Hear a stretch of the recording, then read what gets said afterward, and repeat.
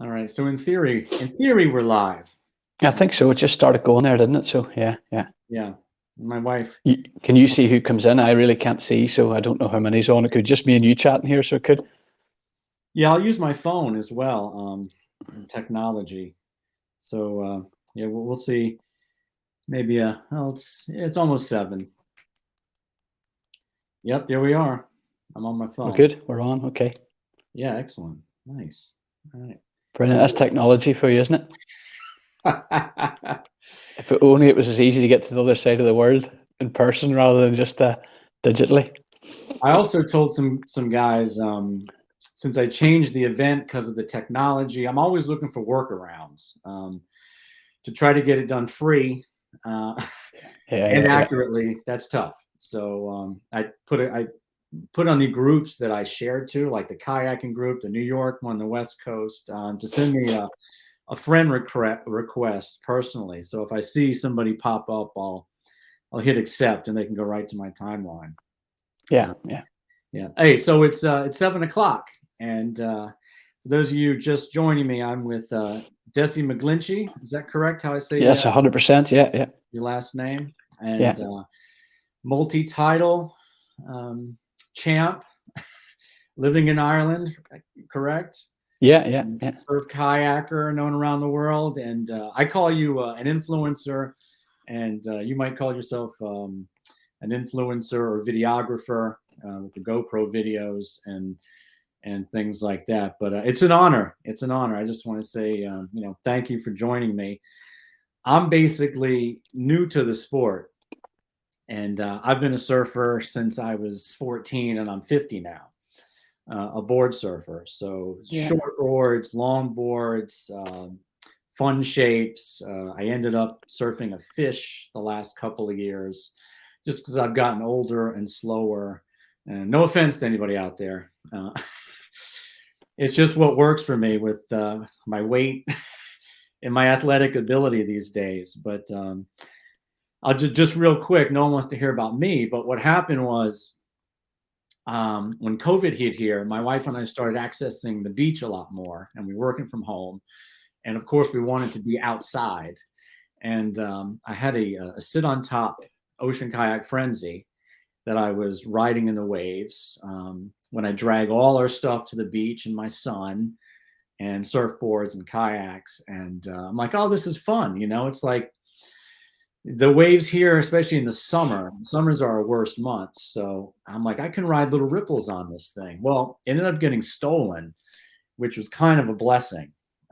But since COVID had hit, all the outdoor stores were just out of everything. And I'm Yeah, yeah. scrambling to try to get, that was the first summer of COVID, and there were no kayaks that I wanted. And I wanted to get another scrambler, which they didn't make anymore, and the frenzy and this and that. And I went on Facebook, found a kayak, and it said surf kayak. And I saw pictures of it. It was called a CK 4.3. I think it was made by Danny Broadhurst, designed by him. I think this guy Herb out here in Long Island was instrumental in that too. And it had a single fin on it. I mean, it was heavy, white, Hmm. nice and streamlined. And I took that thing out, and I was like, oh man, this is what it's all about. And then I joined these Facebook groups, and this guy Ross in Jersey, he said, "Hey, there's a Cobra strike in the Bronx of all places, in New York City." And lady came down, met me in the parking lot here in my town, and she found the fin eventually and the back strap, and I was like, "Wow, this is even more high performance." And I'm like, "This is awesome." With or without the fin, I was trying it, this and that, and everyone in the Facebook groups were so helpful. Yeah, Leave yeah. stop dragging your paddle so much.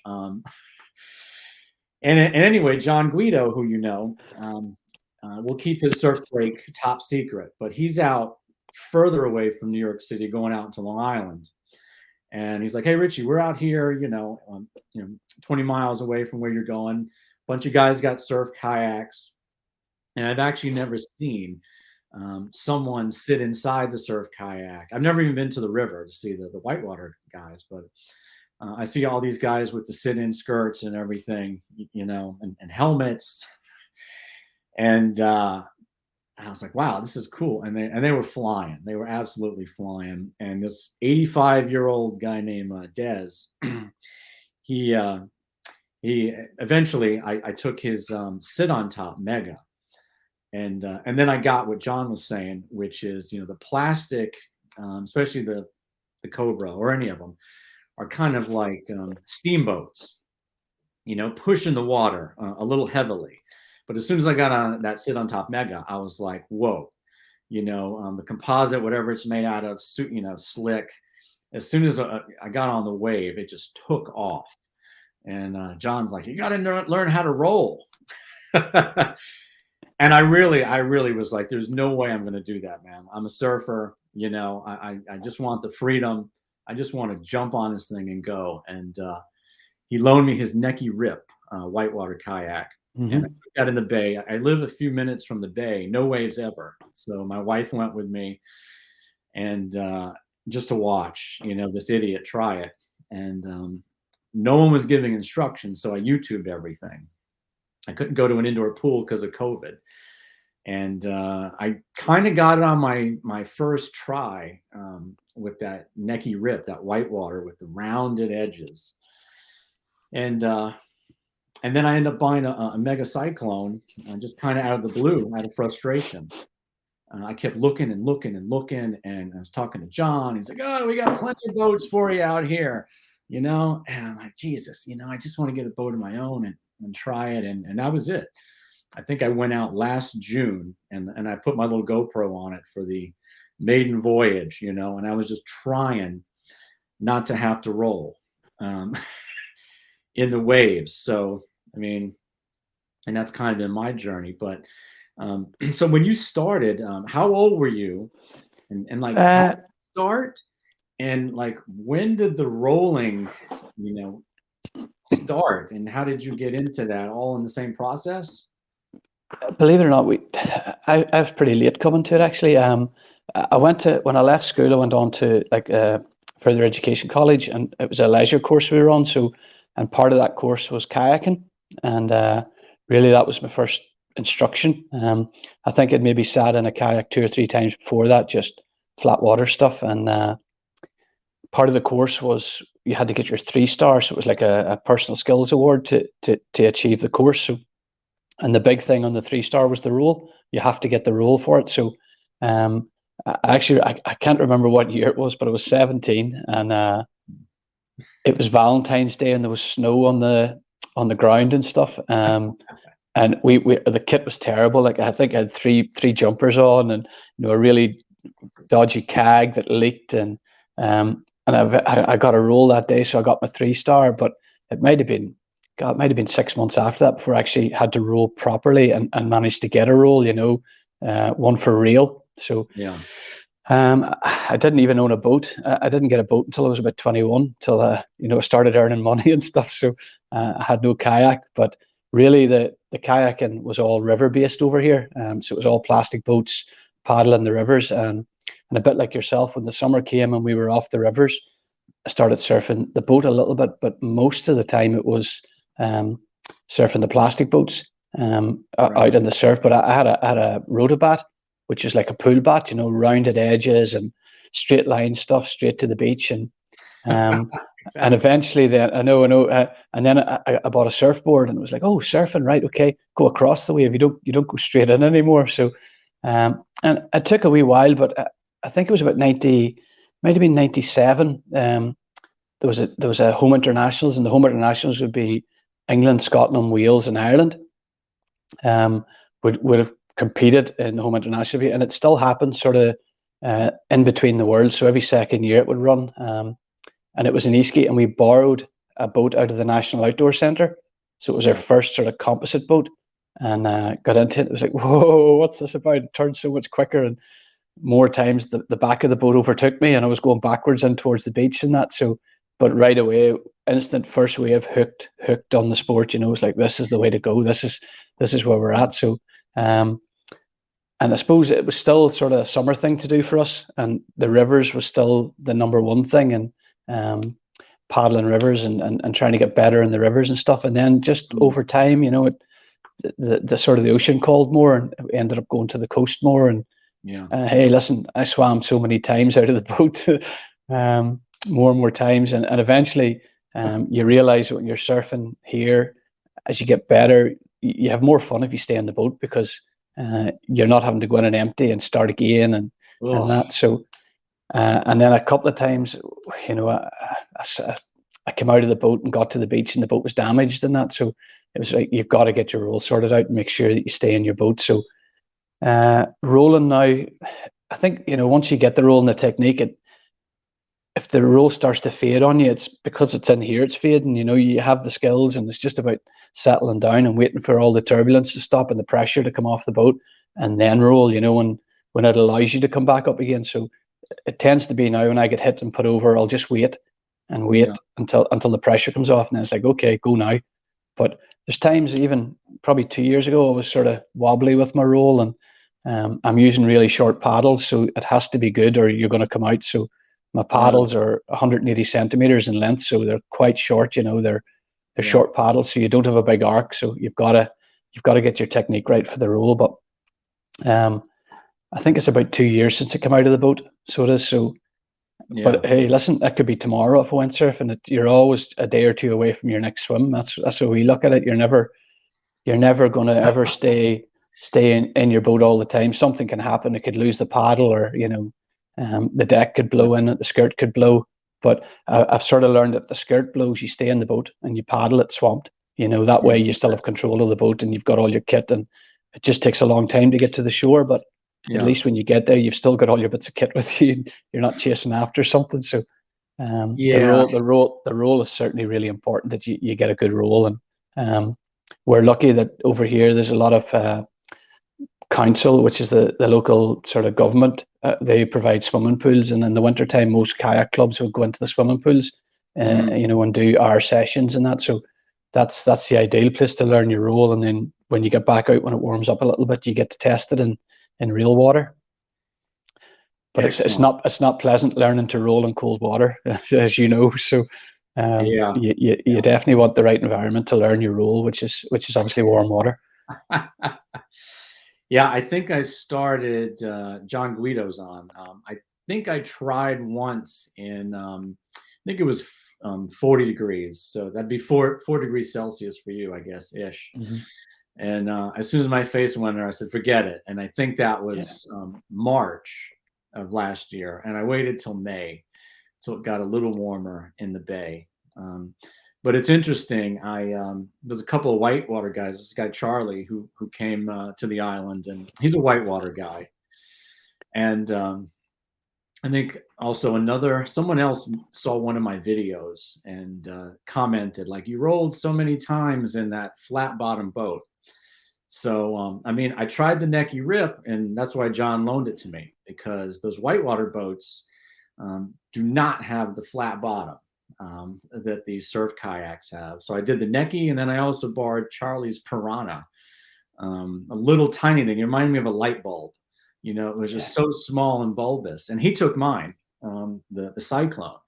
But I got on his, and I was amazed that like you could just do this, and you could almost get it to roll over. Yeah. But I'm just wondering, like you pros, like you mentioned Not a you pro. we, you we have a and say we have a saying over here: the Titanic was built by professionals, the Ark was built by amateurs.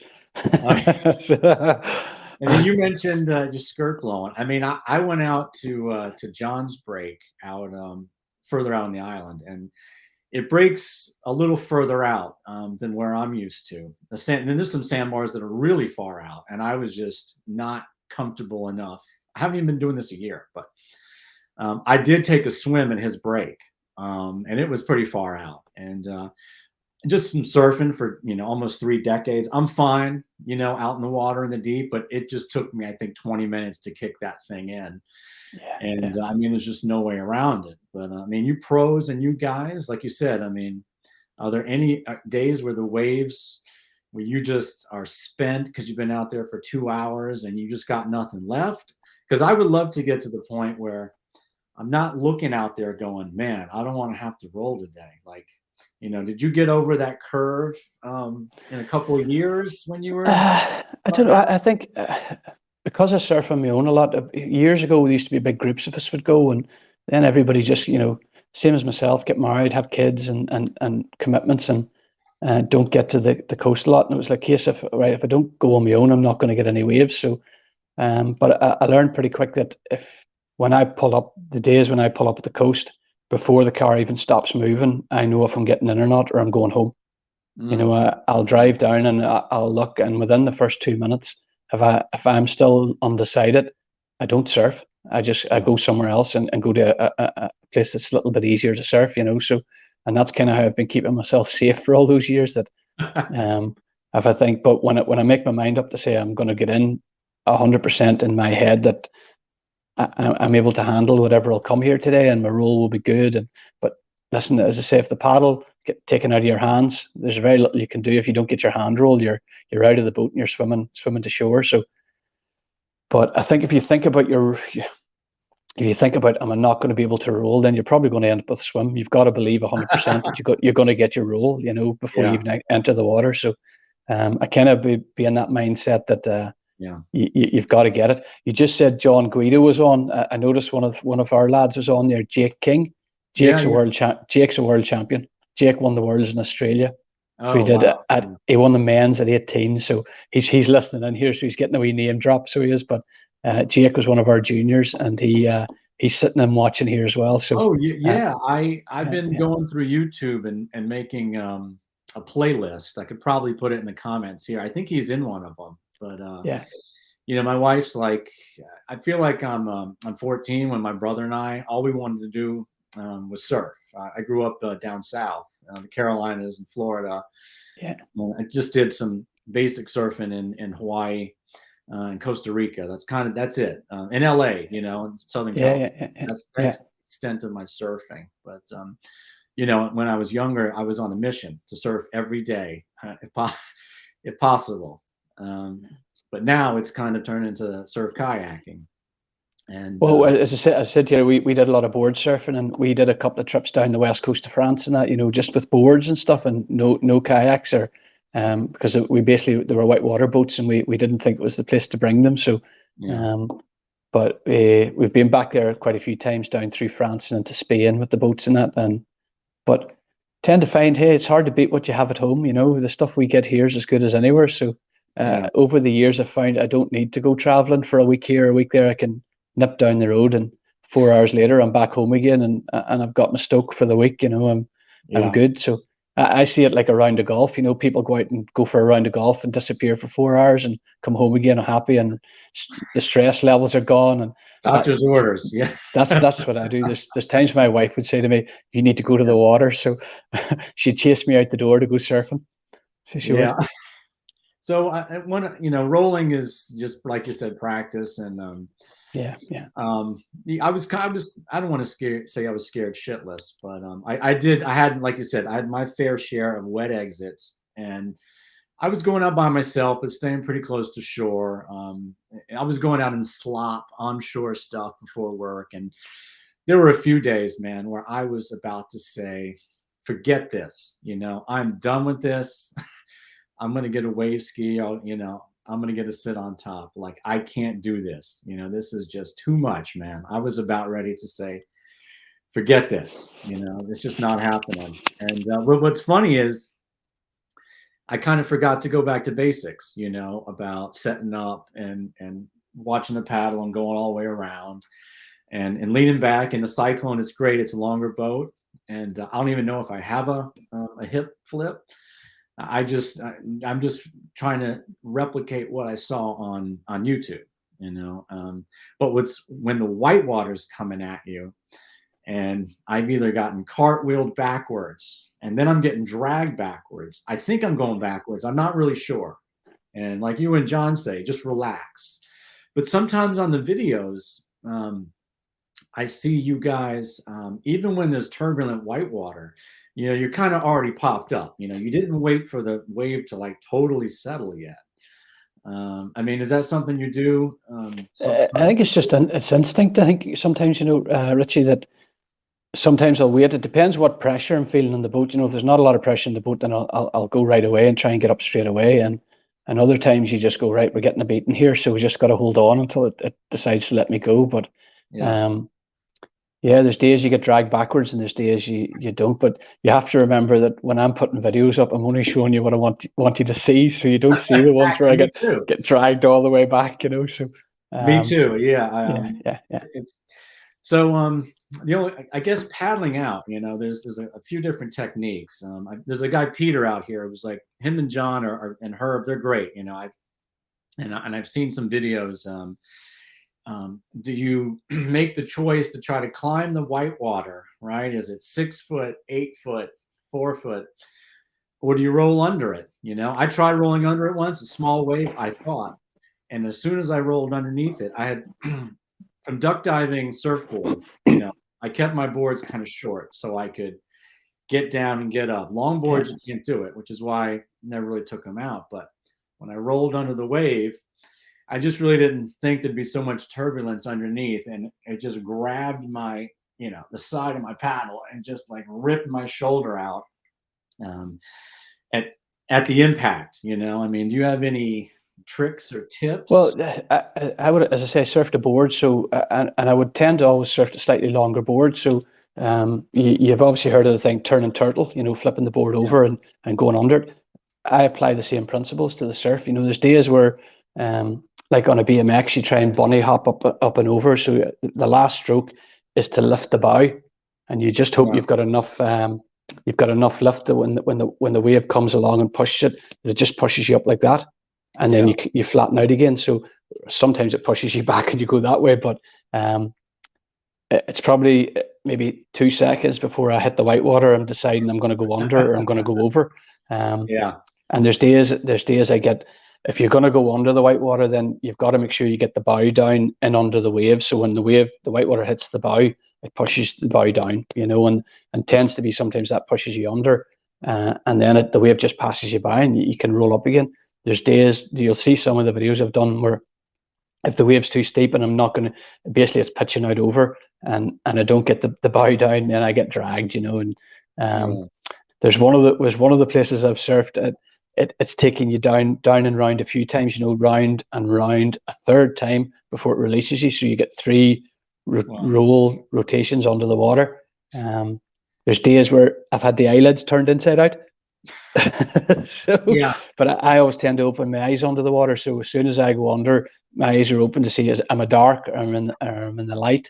If I'm in the light, I know I'm near the surface, so I can get the paddle up and get a roll. If it's dark, I just wait for the lights to come back on and then a roll. So but we're lucky here, that the coastline in Ireland is so varied and there's so many corners and points and slabs and things like that. You generally, when we're not on the beaches, when we're on the reefs, there's always a channel. So I would launch, and most of the time I'm paddling back out on a dry paddle out.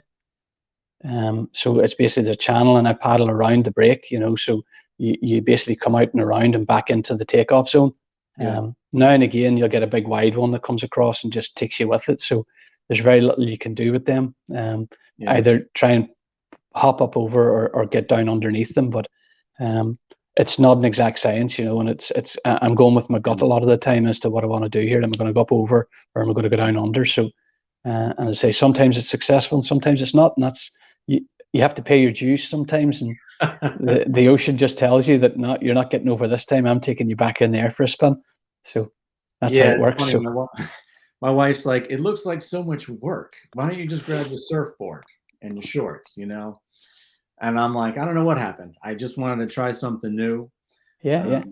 Which brings me to my next comment. If you grew up, I don't know how. I see some comments here. Some people are. Oh, good. Okay, I can't see them, so you straight away there. Pretty nice. Some chop busting. That's what we say here. Some ball busting. It looks like, but it's all in good fun. I was talking to there's a guy, Des, out here, Des, who he's 85. He might be 86 at this point. I hope that's me. I hope that's me in a few years. Yeah, I think he got started pretty late. He's like, I'm not going to learn how to roll at my age. There's no way. Okay. So he's got a nice mega sit on top. He actually gave me his old one, which was great. I learned on that, and I glassed it up and fixed the dings. And super nice man. And I know there's a guy Ross on here.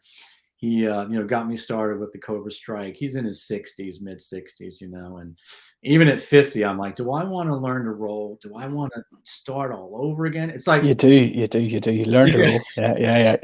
you either do. I have a friend I just saw. He was like, I'm skiing. And Richie, you were snowboarding. He's like, maybe I should try snowboarding. I'm like, well, maybe. Let me just tell you, you're starting from scratch. It's going to be painful. Your tailbone and your back. And when you fall, your neck is going to snap back. So wear your helmet, and you're going to be on packed powder or bunny hill, which is ice. So I said, or you and your wife and your son can do what you always did. The minute you get there, you can go down the mountain, milk your vacation or your holiday, and not have to worry about backtracking and learn all this new stuff. So that's about, I have a friend, Bill Z, who's down in Florida, and he just got his first sit-in boat. It was a water tech, a 666 long, and he's having some trouble rolling. I think he had private instruction. He's got a little paunch, he might be a little overweight. I don't have that issue. I don't know if some of the guys on here do, but when you start later in life, like anything, I mean, yeah, eventually you can get it, but it's not as easy as when you're in your 20s or you're 14. Yeah. But so for me, it's been a journey of just like, pushing the limits. And sometimes I just want to go out and have fun and not get my ass beat. Especially Listen, the guy that's catching the most waves is generally having the most fun. So you go somewhere that you're gonna get a good wave count, and that's where paddling the right boat is really important. That if you're overweight for the boat, then you're at a disadvantage, because most of the time you're trying to stay upright and keep your balance. So I would tend to say to people, listen, go big on your first boat. Go for a slightly bigger boat, and maybe it will be easier. Certainly your paddling speed will be a lot better. Your wave count's going to be a lot higher. Yes, the bigger boat might be harder to turn, and it might get in the way sometimes, but you learn on the wave. You don't learn paddling out through the surf and sitting waiting and trying to keep yourself upright. You learn by surfing and catching waves. So the easier it is to catch those waves, then obviously the more you're going to learn. So and it is trial and error. You're gonna get flipped a few times, and you're gonna come out of the boat a few times, but you tend to go home and analyze it in your own head and say, right, what did I do well, and what worked well and what didn't work well, and the next day you go back out, you're working at that again. So you're right. I would certainly say when it comes to the boats, don't go, because the weight range on the boat says you can go up to 90 kilos or something. Don't jump in a boat if you're on the weight limit, and unless you're very skillful. There's guys that are way over the weight limit on boats, but because of their skill set, they can handle that, and make those boats perform really, really well. But starting out, certainly you want to be in a slightly bigger boat that just allows for your maybe lack of skill or lack of knowledge in what you're doing to sort of get you away without making too many mistakes. Yeah, it's great you said that, because even surf lessons, they're learning on these days foam, thick. Yeah. Fun boards, not long boards, but thick, because they need to float you. They're not giving you the Kelly Slater, Rob Machado, John Florence models that are on the world tour right now winning, where they can get aerials and all that. There's no way that's going to happen as a beginner. So that's kind of where I come in. So the Mega Cyclone Jester has been great because, like you said, I wanted like maximum wave count. The longer boats are easier to roll. And that brings me to my next statement. I thought I'd be a wise guy, and I saw a Scarab for sale. And I weigh 180, sometimes a little less. So I was way on the lighter side for that Mega Scarab.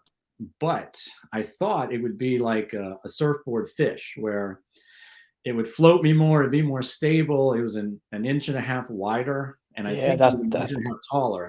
And boy, did I make a mistake, because I would agree with you. It's a big guy's boat, the Scarab, so you've got to be. We do our weight in stone here, but it's 15, 16 stone in weight. But I wouldn't be able to surf one of those boats because they're too wide for me. I don't have the power to turn it, to get it up on its side and stuff like that. So so that was the problem with me. And I thought I could, defy physics, I guess, raise the seat even more. And even then, I'm trying to do like the videos where I'm leaning out so far and I'm throwing in a little rudder. No, still went straight in, Yeah, for the yeah, most part. This guy Ross and Bill were there, and I loaned it to Bill, and he's like, wow, it's really stable. Both of us failed rolling it as well. yeah, We're way below the weight. It was too wide for us. There's no V in the tail at the back to even try to roll it when we were leaning back. And actually, it washed to the beach, and we put a little crack in it because it filled up yeah, with yeah, water yeah, and got yeah, slammed. yeah, yeah.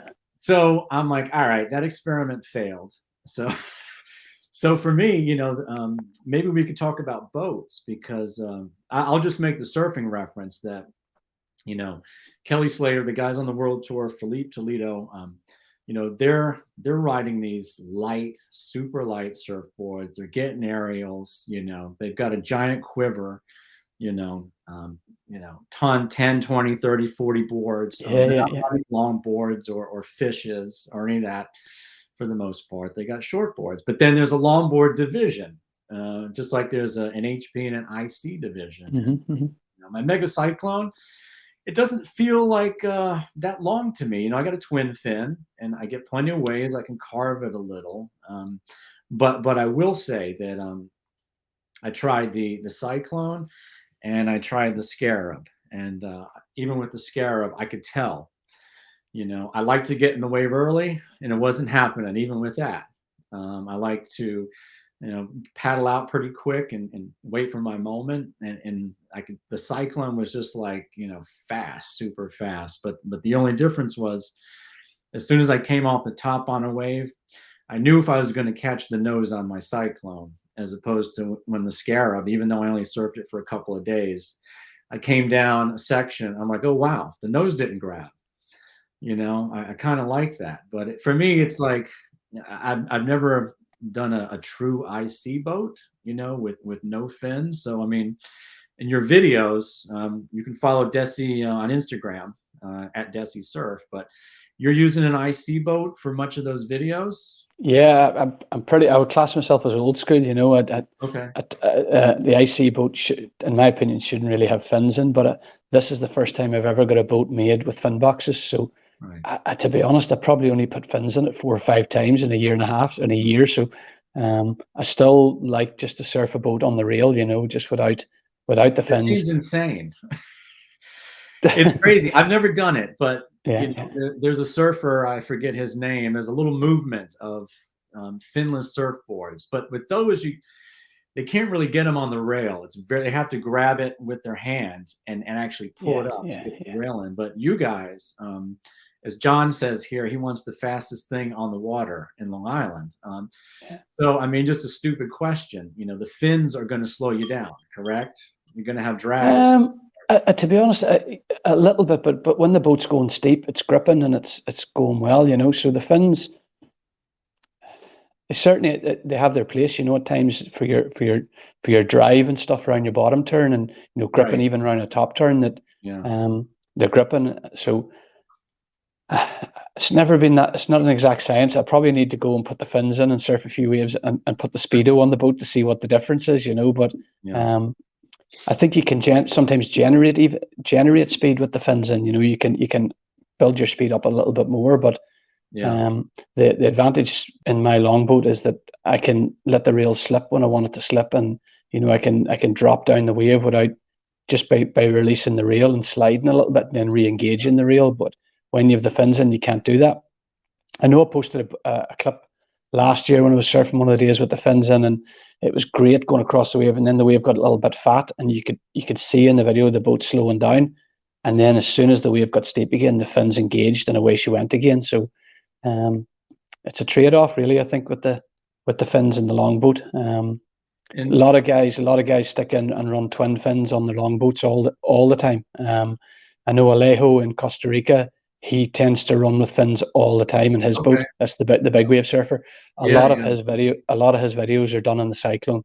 If you go back and look at Alejo's really, really good videos, he's got a video up there that's got over 1 million views on it, and that was in a Cyclone with twin fins in. So it's certainly people say, oh, it's not like surfing. A surfboard is designed to do a certain thing in a certain condition, whereas the kayaks seem to be able to handle from 1 foot to 10 foot, and still perform really well in them. So we're lucky that I don't think we could afford a quiver of boats, but we don't really need the quiver of boats because the boat can, it seems to be able to do Exactly. the boats Yeah. can surf every kind of condition, so Yeah. it's good that way. Now, none of us are going to be surfing a bar at a pipeline like the guys were doing 2 nights ago on the internet, but Yeah. they they go well. It's the fins. I certainly wouldn't take a short boat out without fins. My Yeah. short boat has the fins in, and that's it. But um, I can't even contemplate surfing a short boat, and maybe because the design of them, the big long tail on the long boats with the thin back deck on the long boat, that real engages and gives you grip and stuff like that. So I'm pretty much old school, as I said, with the long boat, that I want it to be just the rails. Yeah. And kind of when I started out in the composite boats, HP was only just starting. I think they came in about, might have been 97 maybe, or maybe 95. The fin boats started coming. They might have been Interesting. using them in the States before that, but they would have been in the 70s. You would have had old surf shoes and things like that, and they would have had one center single fin in them. But those Wow. things, the back end overtook you, and they spun all the time. The design wasn't great, and then we sort of went to slalom boats in the surf, and then it developed into the IC class, and um, Yeah. they worked really well. And then, as I say, then the fin boats started to appear, the HP boats, and I think one of the first HP boats over in this part of the world was called an Air Force, and it was basically a wave ski hull that they just Mm. put a deck on, and that's where it started. And then as soon as people started to surf them, they're like, oh yeah, this is good. We'll get another class out of it, and then the design started to improve. And there's Wow. guys. I would have surfed with the guys back here in the early noughties, and they just, one of the guys lives just down the road from me here, and they had a shed, and they basically built their own boats, HP boats, and started to put out some really, really good designs, and um, but they never really marketed them commercially. And to build your own boat, it's really expensive. It's probably just easier to buy a boat, if you know what I mean. Because if Yeah. you're designing your own boat, the first boat mightn't work that well. You have to start again and do another one. And I Oh always my tend to think God. you could be on boat 5 or 6 before you get the boat that you actually want. That you've got all the tweaks sorted out, and this is exactly what I want. So it's expensive to design your own boat to surf. It's sometimes just easier to call the guy that makes them and says, "This is my weight. This is what I want to do," and he'll tell you this is the boat for you, and he'll design the boat. So Yeah. uh, I agree. that's what. I agree. Yeah, Yeah. My yeah. neighbor and I made a surfboard once when I was 19, I think. It was pretty terrible. I mean, whatever.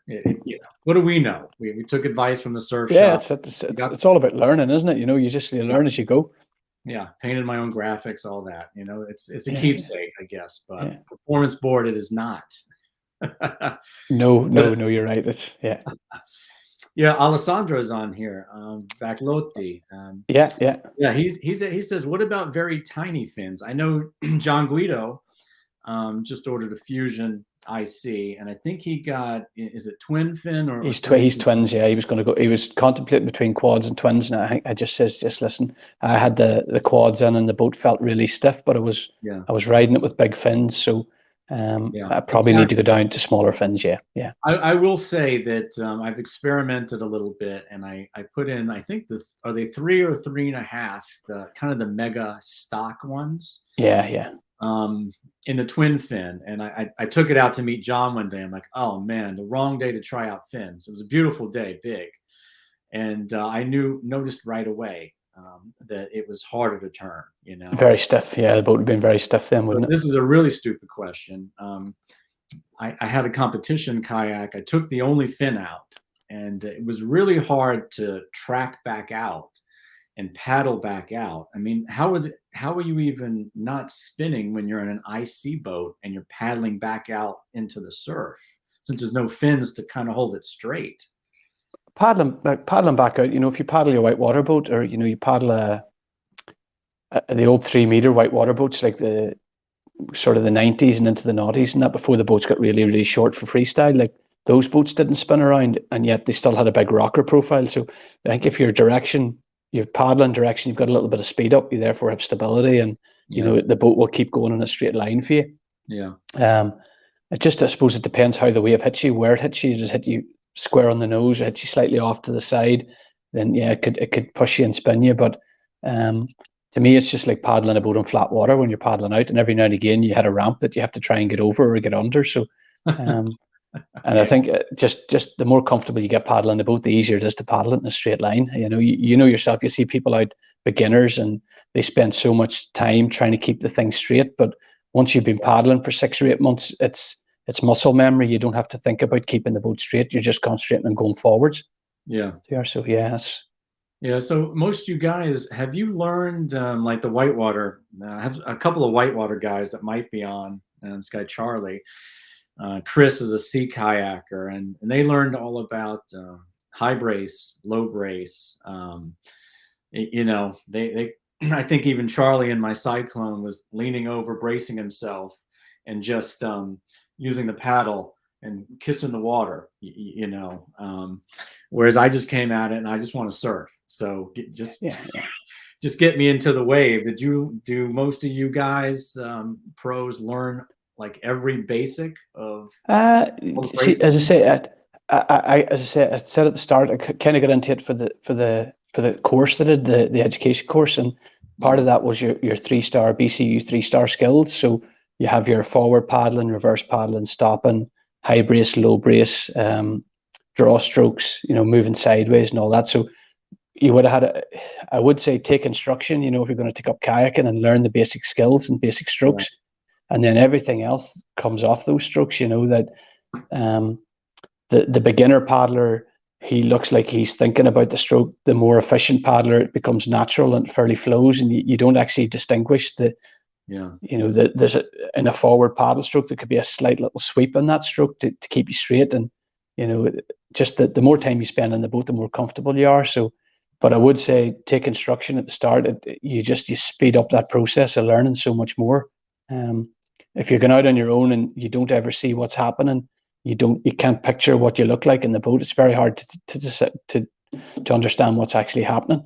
I think there was a stage when I think I bought a video camera round about the year 2000, and I used to go to the beach, and if there was somebody sitting there, I'd say, "Are you going to be here for long?" And they'd be like, "Yeah, I'm going to be here for a while."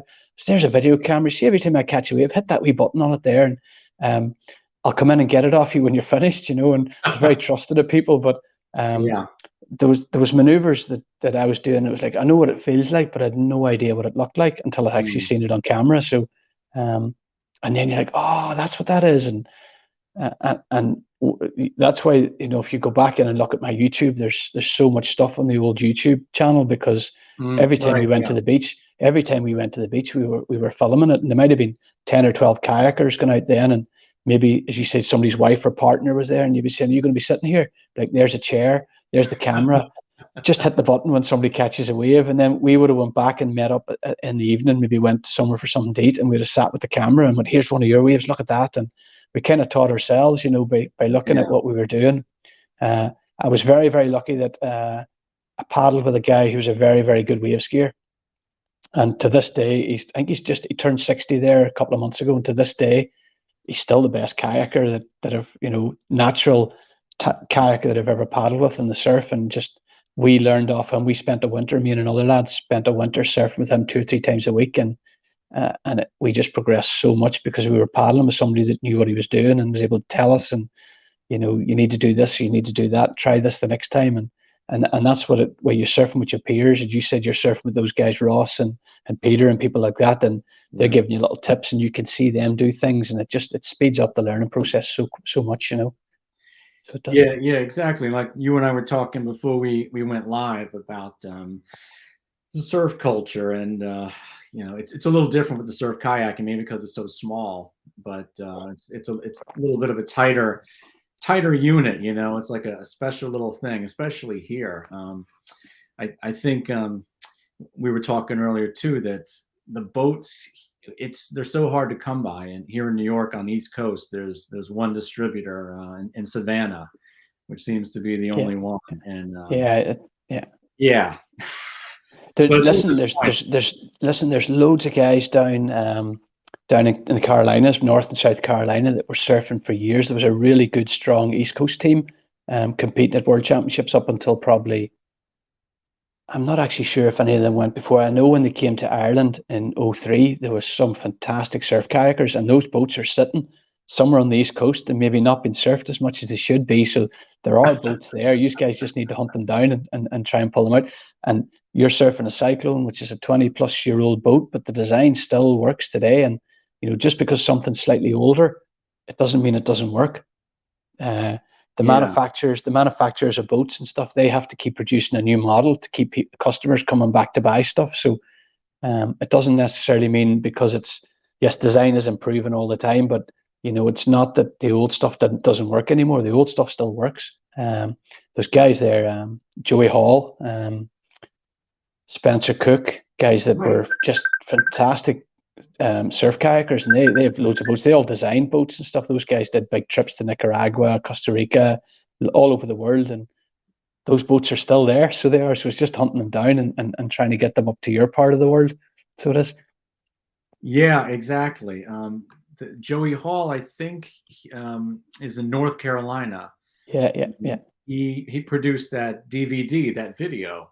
Yeah, yeah, Joey did loads of DVDs. Him and they did a lot of stuff on a thing called Rapid Transit.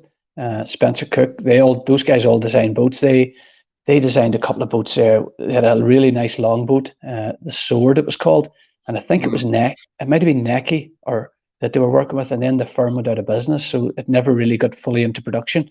But I know there's definitely a few of those boats about. But a lot of these coast guys used was it a Mini Mako was one of the boats that they had. I can't remember who the manufacturer yeah, was, but yeah. those guys would have surfed, and then they would have obviously bought a load of Mega boats because at the time Mega was really one of the only manufacturers and led the way when it came to boats back then, because Malcolm was passionate about surf kayaking and putting boats out, and he basically got boats all over the world. So he did because of his passion for the sport. We all paddled Mega boats at some point when we were starting out because that's what there was, and the guys that paddled his boats went on then to maybe start their own brands and to design their own boats and stuff. Because Mm, I know the ride boats, those guys that are behind Ride, were mega paddlers back in the day. mm, Chris Hobson, who's sort of putting boats out now all over the world, and um, I paddled for as one of Chris's ambassadors, and he's putting boats out. He's designing boats and putting them out all the time now, and so everybody started at some point and had their first surf boat, and then they're moving on, and these guys are now putting boats out in the design is obviously getting more high performance. Chris is coming from a background where he just, as a kid, was just phenomenal. He was a superb paddler, and still to this day, if you see him out in the water, he can just destroy a wave. He just tears it to pieces. So he does. So, but he's now busy building boats for people. So right. yourself, if you're a really good surfer and you decide to start your own surfboard company, you don't spend as much time in the water as you would if you're just a surfer. You're a Yeah. manufacturer, so these guys, to keep the rest of us surfing, maybe don't get out as much as they should or they used to. So Yeah, no, so that's there's exactly. definitely you said water tech there. The water tech guys in Portugal, Rui Caldeo was the guy, and a guy called Pedro Castro were the two guys that started that company and Yeah. put out quite a few boats as well. And they would have had influence from the Basque lads. The Basque is the north of Spain. Um, Very, very talented. The Basque team at the minute are just outstanding. They have some guys there that are going to push our sport way, way up through the roof. And we're the old guys now. That the young lads are. There's a team of Basque lads that are just outstanding. They're Mm, top paddlers, and yeah. it's great to see their videos coming up. I love seeing their videos coming and watching their stuff because those guys are the future of the sport, really, aren't they? It's not us old guys that have been at it for 20 odd years or 30 odd years or whatever. So we we're just it's a pastime for us now and a hobby, whereas those guys are, they're taking the sport to the next level. So it used to be that if you went to a competition and you hadn't been at one in 2 years, you go, oh, the standard's way up. Mm, I think it's '08 was my last international competition, so I would be so afraid to go to the new one to see where the standard's at. So, yeah.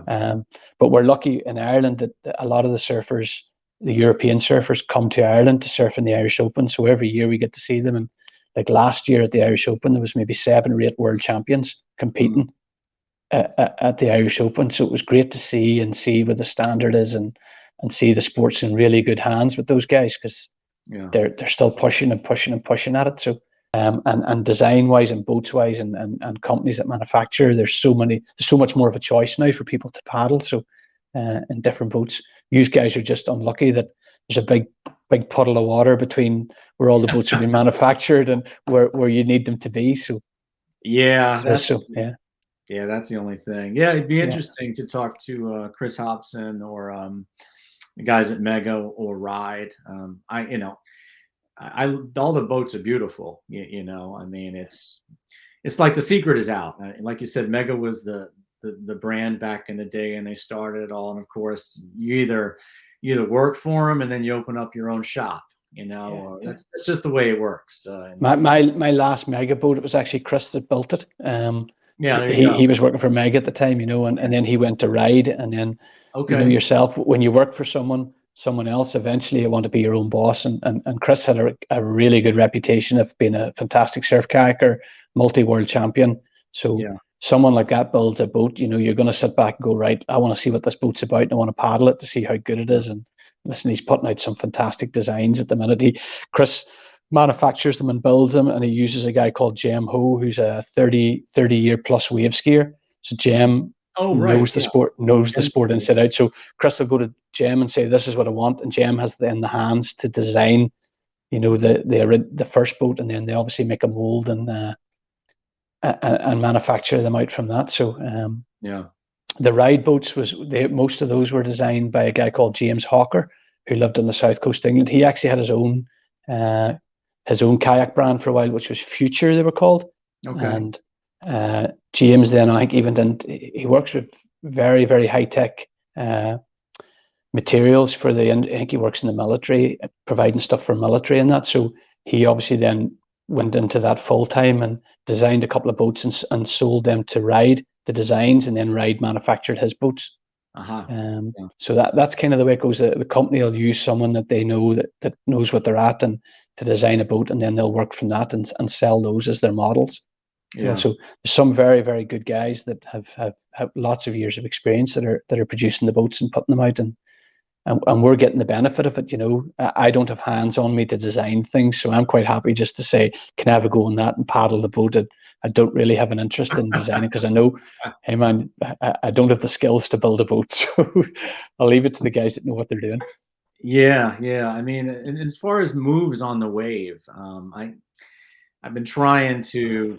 I had a goal basically, and sometimes I just say, screw it, I'm just going to have fun on the waves. But to hit the lip like I did on a surfboard and things like that. And I think John Guido is asking about hitting the lip and flipping the tail over.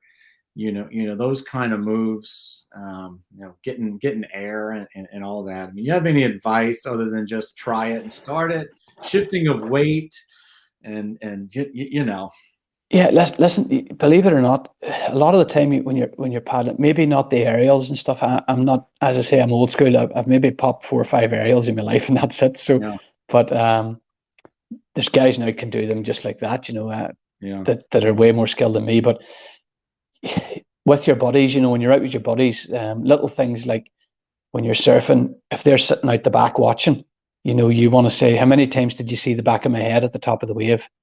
Did the tail, no, am I up high enough that you can see the back of my head? Am I above the wave? Not talking about the boat or anything, so am I getting up high? And then the next time, can you see the tail of the boat when I go to turn?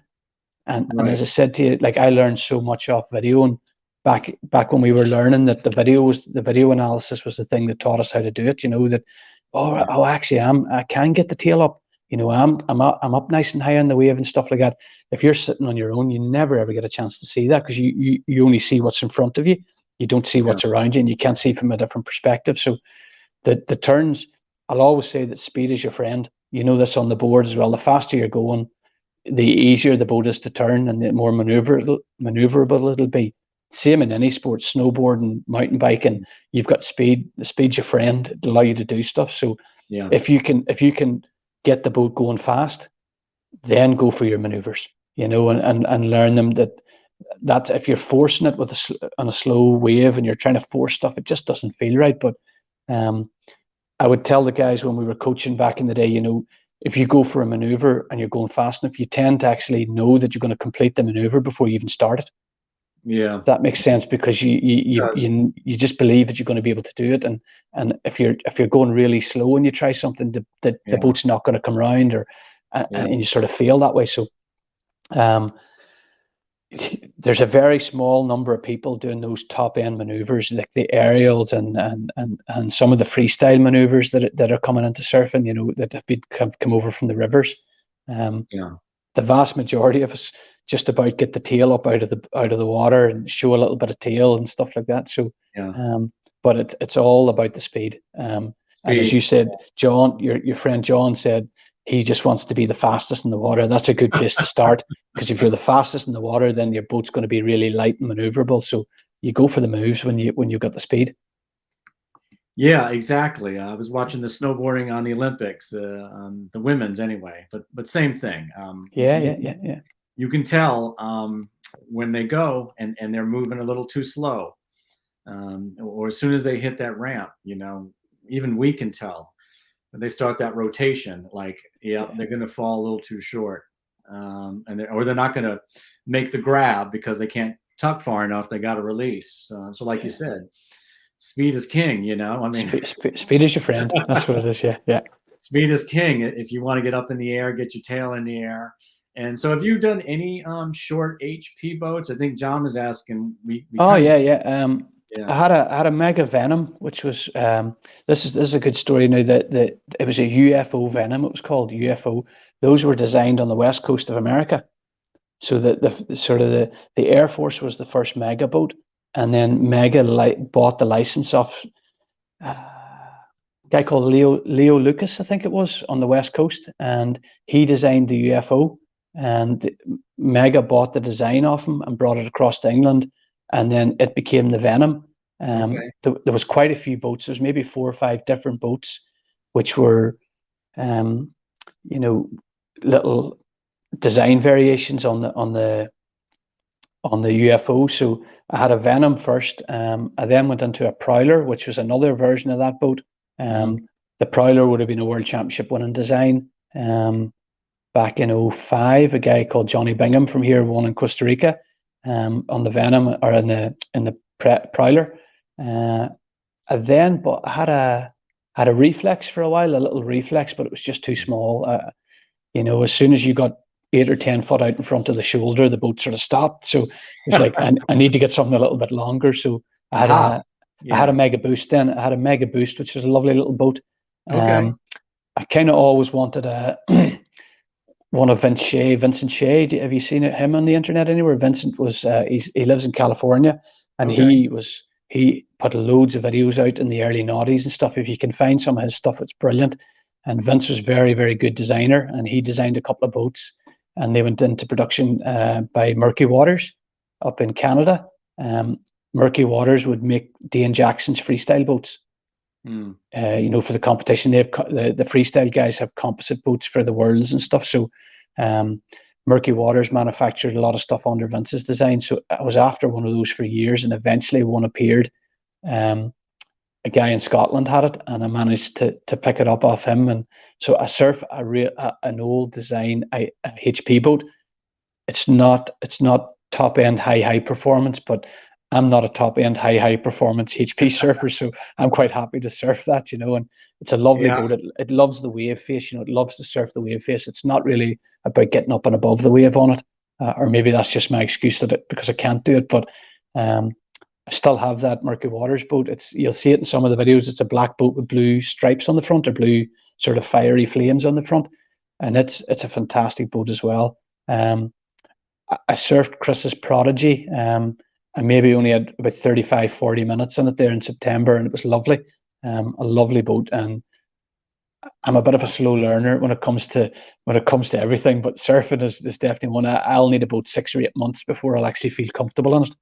Oh, 6 or If 8 that makes months. sense. Yeah. Yeah. I like to take it like a little bit at a time, and okay, this is working, and I'll go and analyze that, and then go back and try something different. And Yeah. I'm not one of these people that can get into a boat and on the first day be ripping in it. It takes me a wee while to get there, which is people always say, why do you just surf an IC boat? Because it took me that long to learn it. I don't want to unlearn and try and learn something else. So, Yeah. but there's people that can hop in a boat and just transfer their skills right away. And I never actually thought I was like that. It takes me a long time to build up the skill set to get the performance out of some of the boats, But Yeah. there's so many boats now that, Chris is starting to put boats out for the weight range. So he's putting lighter boats out for the lighter guys, and Okay. boats out for the bigger guys, and boats out for the medium guys and stuff like that. So, and that's what it's all about. It's not about a small guy getting in a big boat and padding it up so he's comfortable in it, because you just won't get the performance out of it. Yeah. But the boats they kind of wave ski-ish, wave ski in the design and the hull, but because of the deck of the boat, it obviously affects how the boat performs. Yeah. The deck of the boat sticks into the wave and slows you down slightly for most boats. So you find the boats with good pronounced rails and stuff kind of perform better. Right. But Chris has said this year he has 4 more. He's planning to put 4 boats, new designs out before the World. So that's only 6 or 7 months away. 7 months away. So he's going to be busy for the next while. So he is, and he's promised me he'll make me a small guy's IC boat as well. So that's kind of what I'm after. I'd like a slightly smaller boat. Just to be able to try and get more performance out of it. So I love the boat. It's a great boat, but I think I need to be in one slightly smaller, more for my weight range. I don't know what in kilos it would be, but you could probably add another 5 stone on to me, or 6 stone, and still be able to surf that boat, and not be at the top of the range for the weight. So it is about just trying to get the right one. And luckily nowadays, that, as I say, the guys are manufacturing boats for certain weight ranges, so you can get a boat that's more suited to you. But as I say, I'm looking forward to every time somebody comes over here to surf. I'm like, give me your boat. Give me a look at that boat, and any chance for going it and stuff like that. Which you're like that too. You see somebody's boat or somebody sit on top, you're going, here, give us a go on that to see what it's like, and get a couple of waves and come in and go, oh, I like that. And I think I'll chase one of them down. It's so interesting. And what's disappointing is that we don't have demo day over here. I mean, I have to go out and see John and his buddies because, there's a Matrix, there's a Boost. John was saying there's a Mini Mako, there's the PS. PS. I was trying PS. That's the name. I couldn't think of the manufacturer name. Yeah, he's left a couple comments here, and I mean that's the only thing I can try out used boats, which is fine. These guys have carved in the seats and made them so tight on themselves, so I can't really get in there like a demo. But I was just wondering, like I see Hobson has the Prodigy and the Enigma, and Mega at that time they've got the Edge and they've got the Matrix. I mean, honestly, could I really tell the difference, or could you tell the difference? It would probably take, you probably need to spend a day in each to be able to work out, what the differences are. And like the most subtle change in the design of the boat will obviously affect how the boat performs. So, you could, if you're lucky and you had them in front of you, and you could lay them down in front and compare like for like, but comparing them on the shore is no good. You've got to get into them and paddle them to see what they're like. So it's one of those things. But like it used to be great going to the contests, as I say, and just being able to see the different designs and seeing what works well. And that's kind of where I picked up the reaction from Vince's boat, that it was like, oh, I love the look of that boat. It sort of, I've always thought, and I'm talking from about 2005 or 2000, maybe even before that looking at that design of boat going, I'd love a surf in that. But because they were based on the west coast of America, we had no chance of getting them in Ireland. So it's the same nowadays for you. You're looking at boats that are being manufactured in the UK, wanting to get your hands on them. And, the thing that you want most is always the one that's furthest away, isn't it? Yeah, pretty much. Yeah. I to be honest, I did my rundown here of what boat I'm going to buy or what boat that I want. And it's everything from how much time a week I can get out there just because of life and work and all that. And if the waves are even there, if it's 2 to 3, if it's over 2 foot, I'm happy, 1 foot, I'll go out. I mean, I can't really get the boat to get too fast, but I like to get in the wave a little earlier. I'm not crazy. I don't think I'm crazy about wanting to get an super short HP boat and get vertical. You know, I don't want to have to work too hard. I want to have some, maximize my fun time. And I want to go fast. So, I was looking at the Apex and the Banshee, and that's another comment too, is that size boat usually isn't used in the IC competitions, but it's No, also no, it's long. just under Yeah, the length for right. IC. Yeah, yeah, yeah. And it's not really We used in PHP competitions because it'd be like Kelly Slater using no, no, they longer are. Yeah, board. yeah, yeah. Yeah, Listen, it's very like the pro surfers and the WSL. yeah, They have like a 2 week waiting period for their event, so they'll yeah, pick out the best days. So you've got the guys on their high performance boards, but yeah. um, the surf championships and competitions and stuff generally run over a weekend. So whatever comes, and it's rare to get perfect conditions. You Yeah, know, so sometimes the guys in the longer short boats, we yeah. call them cheater boats, by the way, I like that. paddling a That's long what I short want. boat. I mean, one of the Basque guys won the HP Worlds in a Bullet S in Australia. Can't think of what year that was, but he went to Australia and won the Worlds in a long short boat. Yeah, You know, because maybe I wasn't there, but maybe the conditions weren't perfect. But certainly, as I said to you at the start, get a boat that you're going to get more waves in. So you go for a slightly longer boat. You're gonna catch you. You're still in a HP boat because yeah, it's under 3 meters, yeah, but it's a lot longer than a really really short HP boat. So yeah. it is. So some guys, just their preference is to be in a really tiny boat, and some people prefer to be in a slightly longer boat. I'm kind of lazy. I would go for a slightly longer boat myself, but maybe not up to the apex length or anything like that. I still like it to be a little bit shorter, but Right. I certainly wouldn't go for the smallest boat on the range, Yeah, yeah. lengthwise. Just paddling wise, it just takes so much out of you to I it's thought for me so. anyway. For being lazy, I'm lazy, so I want something that paddles real easy Well, yeah, I'm not and sure of everyone on here what their age is like, but that's where I equate to in surfing. You know, when I was 14, I was shortboard, shortboard, hmm shortboard, hmm all the way through my 30s. So, almost 20 years. And now I don't want to work so hard, but I still want to maximize wave counts, speed, have some fun, do some off the lips, try some roundhouse cutbacks and things, put in smaller fins, maybe on smaller days, yeah. on the Banshee. So yeah, it's interesting. There's a sea kayaker and I think a whitewater guy, Charlie, and then Chris on here. And it's interesting to come from the surfing world, and it's interesting to watch because I forget what it's like, um, to figure out how not to just go straight in, like in your boat. Like as a surfer, you kind of when to stop paddling because the wave fizzles out, right? You know how not to get caught in the impact zone and have a late takeoff. You start figuring out where to position yourself, and you can also start paddling. You can see if the wave is going to close out or not. If you can even hmm make it to the shoulder. yeah. So it's interesting watching these experienced paddle guys not know how to really surf a wave yet. And like I was telling the Mega Cyclone's interesting because it's got the foot pedals. The foot where you can Adjustable. Yeah. yeah, and I've never seen one like that. But Yeah.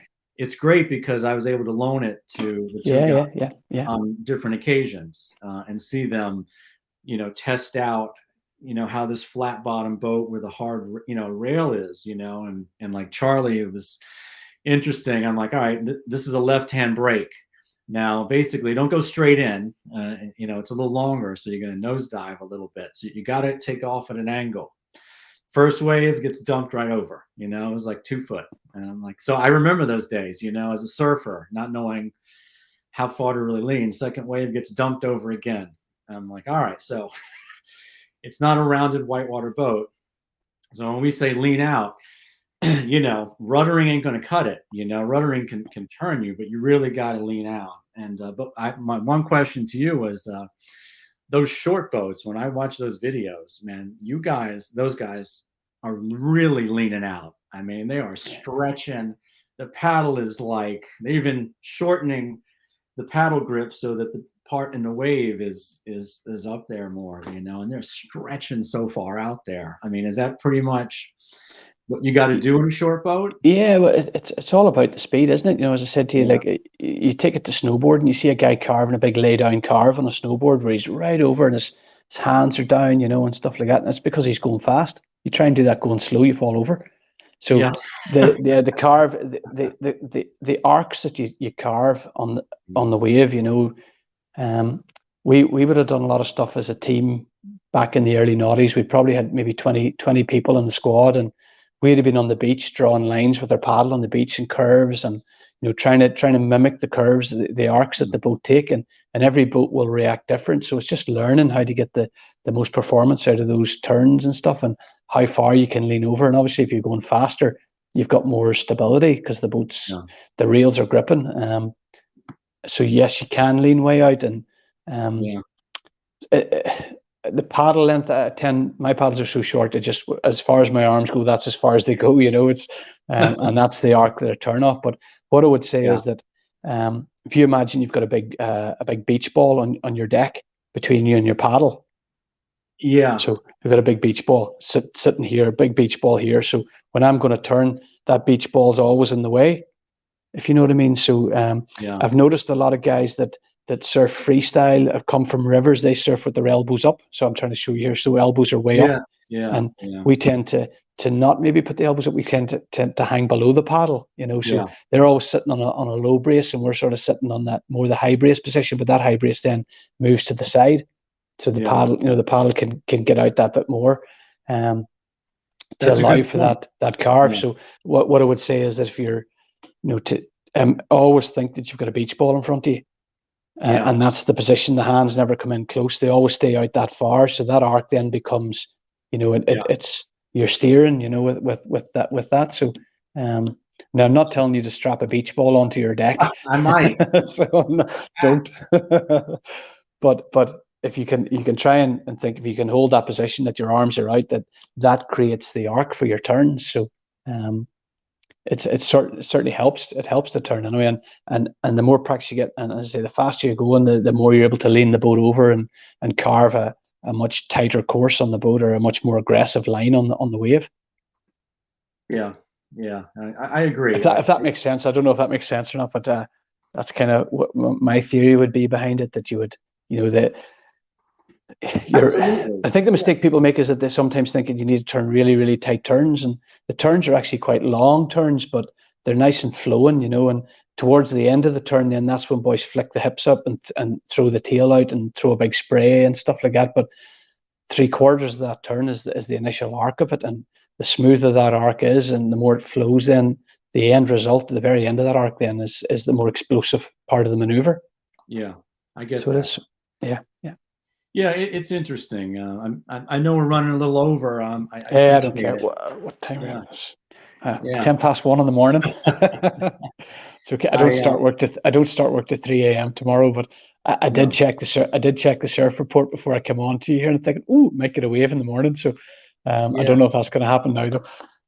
yeah. It's well. It was like I said. It was -12 the outside temperature. You know, Celsius. It was 10 Yeah, degrees yeah. Fahrenheit here today and yesterday. So No, we're a little bit warmer than that now. We're not yeah, that pretty cold, crazy. so we're not. And you Just mentioned I'll talk a little bit about Ireland, you know, and oh what we yeah, get yeah. here and the surf and stuff like that. So where I'm based, I'm about 30 miles from Bundoran, which is probably the surf capital of Ireland. It's up in the northwest. Okay. Um, Donegal Bay, it's called. So the big waves, Mullaghmore, you'd see stuff up on that. The Mm-hmm. big reef, Mullaght, Yeah. where we surf in Bundoran, you can see Mullaghmore from it. You know, so there's a there's a stretch of coastline probably from Bundoran out the whole way out across Donegal Bay. So it's probably about 60 or 70 miles in length. But Right. there's hundreds of different waves there. And because we're so unpopulated, you know that if you go somewhere and you think, oh, it's really busy here, there's like 10 people on, you Yeah. drive another 2 or 3 miles, you can have the place to yourself. So Oh, um nice. but listen, it's the same as anything. All these sports are getting more and more popular now. So the beach that we sort of learned to surf on, you could rock up there now on a Saturday, and there could be 5 surf schools, and there could be 200 people in the water on Yeah. boards and stuff. But I think it's great to see. I think it's fantastic, the industry that's grown up around about surfing in Ireland, and It used to be over here, you'd been told, don't go to the water. Jesus, don't be in the water. It's dangerous and things like that. And so many more people are getting a chance to the opportunity to get into the water and make the most of it. And I love seeing it. Now, there's days where I don't want anybody coming with me because I'm going somewhere quite secret and I don't want to give away the place, you know. So, but the general rule in Ireland is that if the break isn't named in the Storm Riders Guide, which is the old sort of surfing Bible, then you don't give up the name. You don't publish where you are. Yeah. So that's a general rule, and it's probably the same all over the world, you know. But everybody has their little secret spots, and I think it's funny when you watch the pro surfers in Hawaii saying, "Oh, stop filming! We can't film here," you know. But it's Hawaii and it's the North Shore. It's only 6 miles long, so it has to be somewhere in that 6 miles.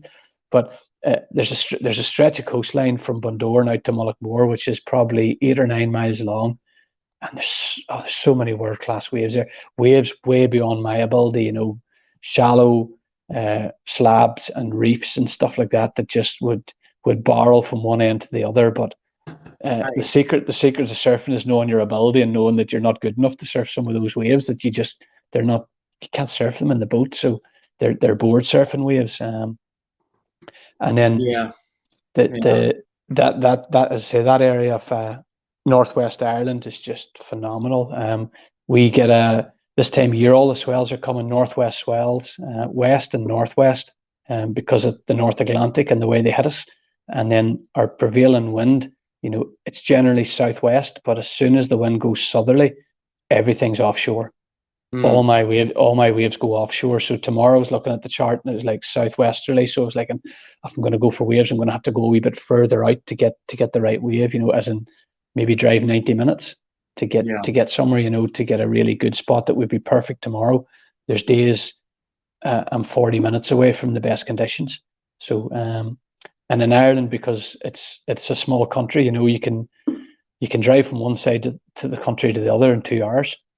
You know, so everything's achievable, and you don't want to be on the east coast in Ireland because there's very little surf, and what surf they do get off the big storms is quite weak. It wouldn't have a lot of power in it, but there's guys who would surf the east coast here as well. But generally, the west coast is where it's at here. County Clare, which is sort of halfway down, or just more than halfway down, would be a very, very good place as well. But it just wouldn't be as friendly with the wind, you know. It would be more sort of cross shore, cross onshore down there. And I always say we're really, really lucky in Ireland that you know, people didn't really surf for years and don't really know to go exploring. They just go to the beach that they're told that they maybe learned on, and that's the one they stay on. So but there's a phenomenal amount of quality waves here that as I've got a wee bit older, I've started to realize I don't need to travel as much. As the traveling is about meeting people. It's not about the surfing. If I want to go surfing, I stay in Ireland and go down the road a little bit and can pick off some really, really nice breaks. And as I say, we're very, very lucky over here that we can go somewhere and maybe share it with 5 or 6 people. That's awesome. Yeah. It's fantastic. That. Like we're very, very lucky. The break that I surf normally, you'll always see me surfing left. I don't know how to go right. Exactly. Yeah, me too. And some countries, it's all. I know on the west coast of America, it's all right-handers that they surf. You know, so it just depends what coast you're on, I think. But the wave that you'll see in most of my videos, there's actually a right on that. But no, we never surf it. We just surf the left. So you could have 20 guys sitting on the left and 2 sitting on the right. Wow. And we could be 15 feet apart on the takeoff. You know. And from when I'm sitting at that spot, you know, I look to my left, I look out left, and there's a wave out on the point, which is just amazing. I look to the right, and there's 4 or 5 different waves that dotted along the coast that nobody surfs because we don't have the population. So we're blessed. We're blessed. There's no big cities close by. I remember being in Santa Cruz one year. I was actually my honeymoon in 2007, and looking at it was in Santa Cruz. It wasn't Steamer Lane. It was in a bit, and it wouldn't have been waist high, Richie. And there was 90 people trying to catch a waist high wave. Yeah, and I was like, I'm so lucky to live where I live. You know, that's kind of the way we looked at it. So, like you live in New York, man. If you tell all the kayakers in New York there's a great wave out here, you're gonna get pissed off fairly soon because you're thinking these Yeah. boys are taking my waves. So, Yeah, um, it's localism, you know. That's why we're kind of tight-lipped with the surf breaks. But there's a surf town here called Long Beach, yeah, and yeah, you know the contest comes here every year, and that's just a surf town. Like that's it. yeah, You know, there's a couple of main breaks, but you can kind of go out on a different jetties. And we have drive-on beaches here, outer beaches we call them, where yeah, you can drive your four-wheel drive. yeah, And I find, of course, I can get away from most people if I keep driving, and I find a little sandbar, a little break, and it's a lot less people, you know. And so it's been nice to be able to get the kayak. Um, the layup of the Meg I have, I guess it's kind of old, so it's probably one of the heavier cyclones, maybe. yeah. It's a full glass boat, or maybe it's a Yeah, half and a half. yeah. It's a glass deck and a carbon hull. Yeah, yeah, it is. I Yeah, mean, yeah, I yeah, I definitely know the difference when I pick up, the full carbon ones. yeah. They're all black inside, and I even the Scarab was super light. So it's nice to be able to pull the truck up pretty close on the sand. But it's the beaches here. We don't really have a gradual, entry into the water. One of the breaks that I go to at low tide, definitely I do. But if it's high tide, man, it is like, Just drops off. Yeah, big shore break then.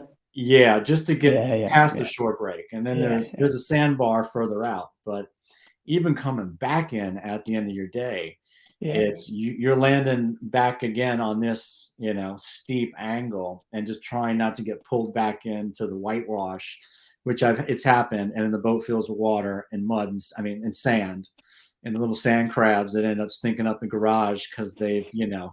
they've taken residence in your Met boat. their demise. Yeah. If you think we're kind of lucky in that respect that we don't have really steep beaches. The beaches are quite gradual, so the way it's a lot easier to get in. But the likes of France, the wave skiers, I'm sure you've seen some of the guys that wave ski in France. They're phenomenal. I mean, they're just pushing their sport right through the roof. Yeah. But they have quite a big shore dump on their beaches, so that's where the wave ski makes sense. You can literally walk the board out, throw it through the wave, jump on out the back, put your belt on, and away you go.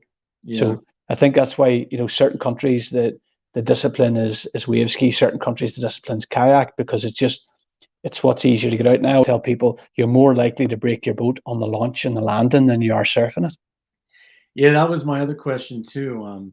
I love the comfort of the kayak with the seat and Yeah, getting my knees up in there, as opposed to the wave ski, where I think even when you paddle out, you got to kind of kick your legs off to the side when you're waiting for a wave on the shorter models, anyway. yeah, yeah, yeah. And for me, man, my age, where I'm at, I want comfort, and I found that in the sit-in. And I've seen a couple of the wave skis, and I went out with my buddy in Jersey, and like you said, it was real tippy. It's tough. He's working hard. He's trying to be stable when he's not moving on the wave. But what's the whole over there in Europe? What's the whole mindset? HP surf kayak against wave ski, and have you done a wave ski before? Have you? I have a wave ski, but I got one brought. One of my friends was at the Worlds one year and brought. I says, if you find a wave ski that would suit me, bring it home. And he brought me one home, and I think I have it 9 years, and I've only been able to paddle it 1 year because I'm too heavy for it. Yeah. It sits like that, I can't keep it flat. So, but I'm just holding on to it now for my kids to paddle because they'll be able to paddle it when they get a little bit older. So, I see some messages coming here. Here we go, John. There's these messages are appearing up. Is that you? Put these up? Yeah, yeah. I'm only seeing these now. Yeah, Good. there's a guy named Matthew Hecht that you might know. Guido's up there. Yeah, yeah. And Charlie Berry. I seen Kieran McDyer there. Kieran's he's won the last 3 Irish Opens. So there's Jake. Jake's the world champion. Some good guys. Yeah, yeah, yeah. Some good names there. There is. Yeah. So listen, we some of my best buddies are wave skiers. That's so they are. So there's no competition between the two disciplines. It's okay. the guys do their thing, and it's not like a short boarder telling a long boarder to get out, Yeah. go Okay. somewhere else and stuff like that. Good. Doesn't Yeah. doesn't happen. I was And wondering. Yeah. because it's such a small place, everybody knows everybody, when it Yeah. comes to the sport. So um, it's like, oh, it's great to see you out. It's great to see Yeah. you get a wave and stuff like that. So that there's not that thing in surfing where this is a short board break and you shouldn't be out here and stuff like that. So that doesn't happen. So it doesn't. That's just ridiculous. Yeah. Yeah, where I go, it's a surf break. I'm usually the only one out, and I go a little further down. One, because I'm really afraid I'm going to hurt somebody, but it's really not crowded at all. There's like 2 or 3 peaks, and if it's working, I can get longer rides than the guys that want to get barreled over by the jetty. Depending on how the tide is coming. But here in New York, especially, man, it's a little tough. I don't know if New Yorkers are like Aussies, like really sometimes just ready for a confrontation or a fight. Don't want to offend any Okay. Aussies Okay. out Okay. there.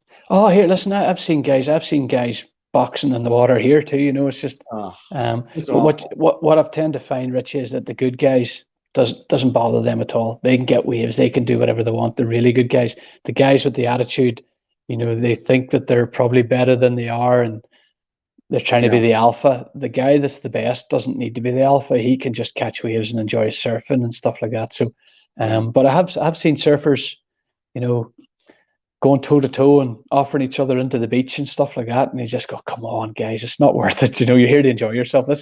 You come here to get rid of the stress, not to create it.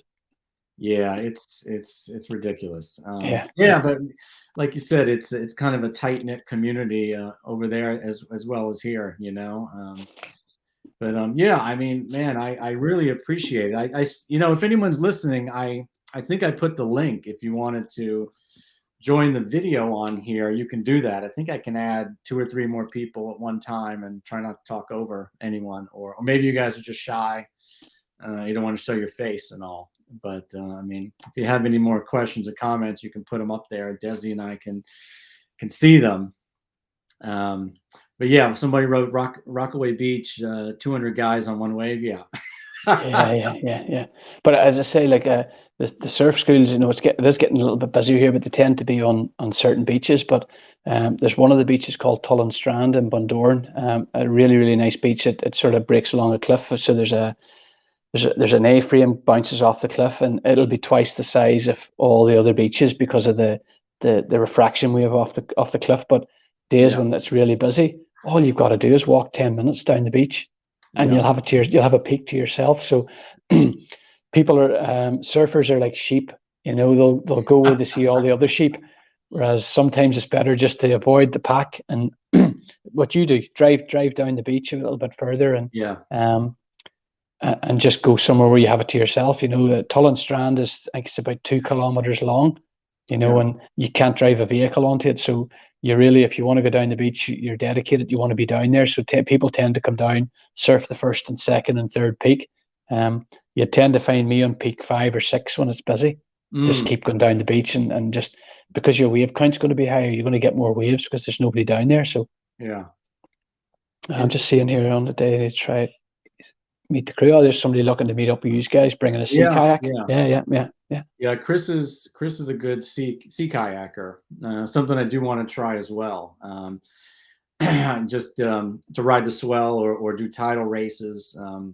Like here in Long Island, especially where John lives, we have inlets. So there's Yeah. I won't name them. We'll keep the spot secret. Okay. No, you don't need to. You don't need to.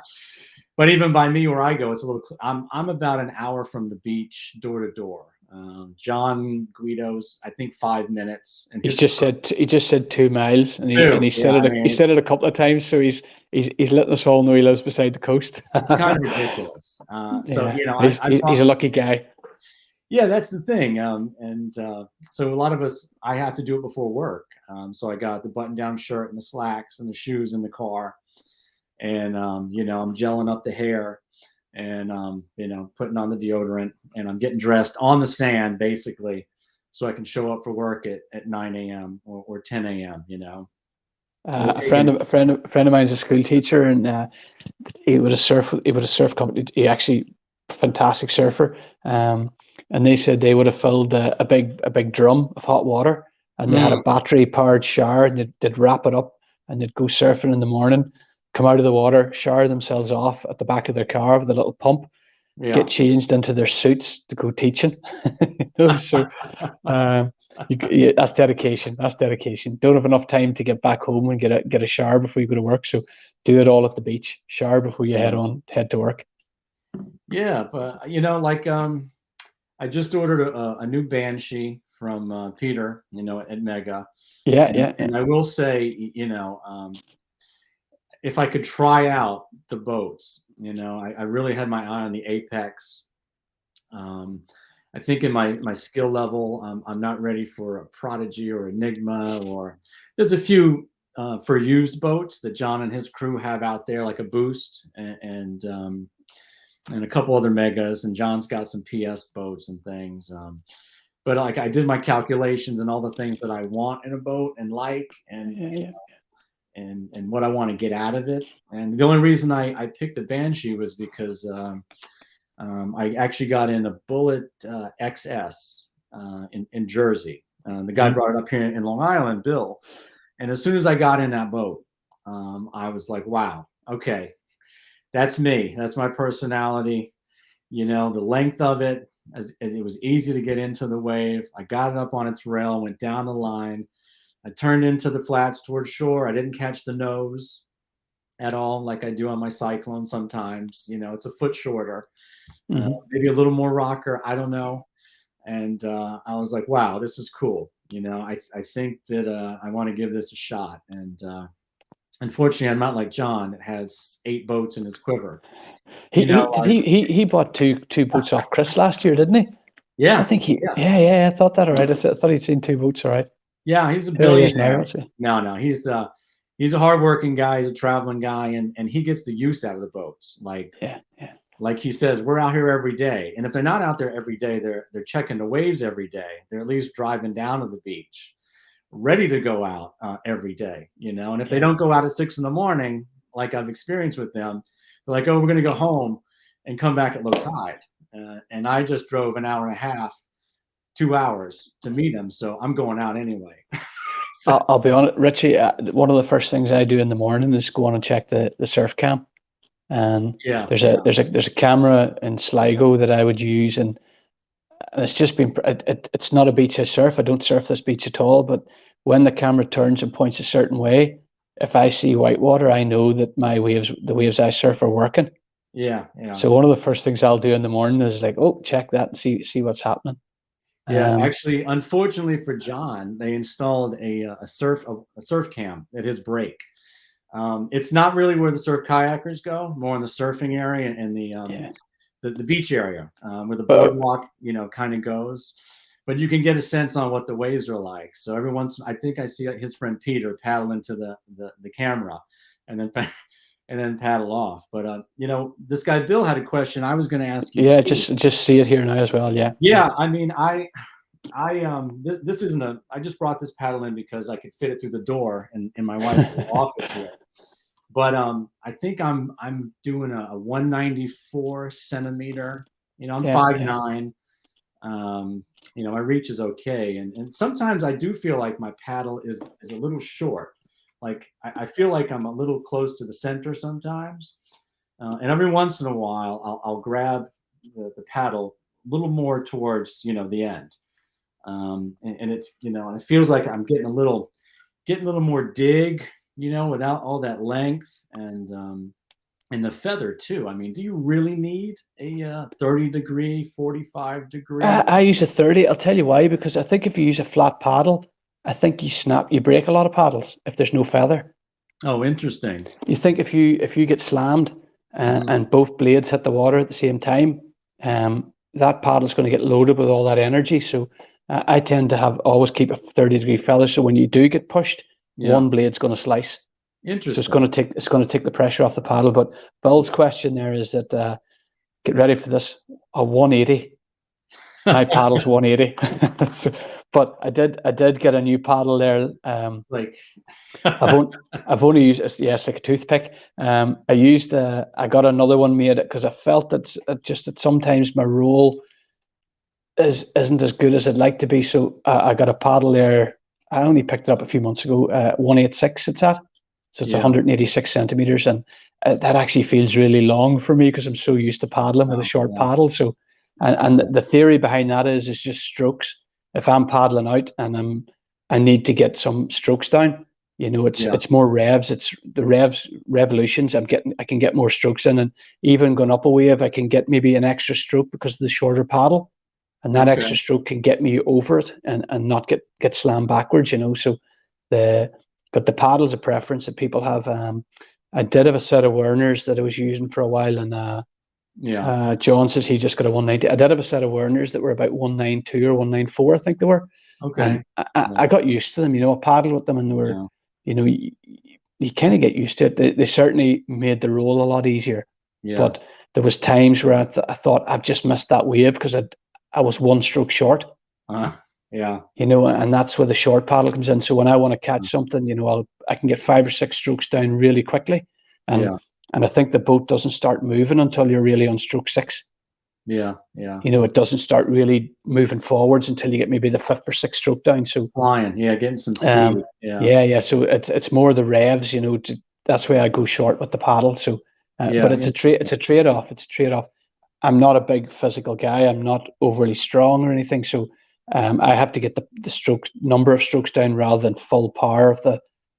I'm sure there's people could put 4 strokes down and cover as much ground as it takes me to get 6 down. Yeah. Does Yeah. that make if that makes sense to you? So it's just my preference. The shorter paddle is something Yeah. that I've. Yeah. What do I think about blade design? Blade design. I use the Celtic paddle, which is basically it's Celtic paddle. Celtic paddles bought Lendl.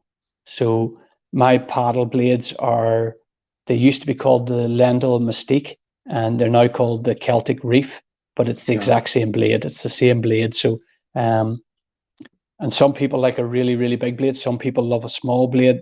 I would consider the ones I have to be a big enough old blade, so they would. So, Yeah. and again, that's for the ruddering, and it's an extra rudder, really, an extra fin as such when you Yeah. stick it in the water. So, um, I've been using the same paddle probably since about 05 or 06 maybe.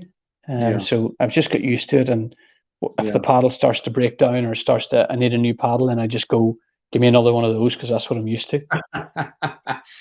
Right. I mean, I'm like John's comment. Yeah, yeah. He went for a Yeah. really big blade. Now I've seen guys. There's some of the guys do paddle with much bigger blades. Yeah, but they're physically much bigger than me. So Yeah. I think it's a trade off to your size and your power.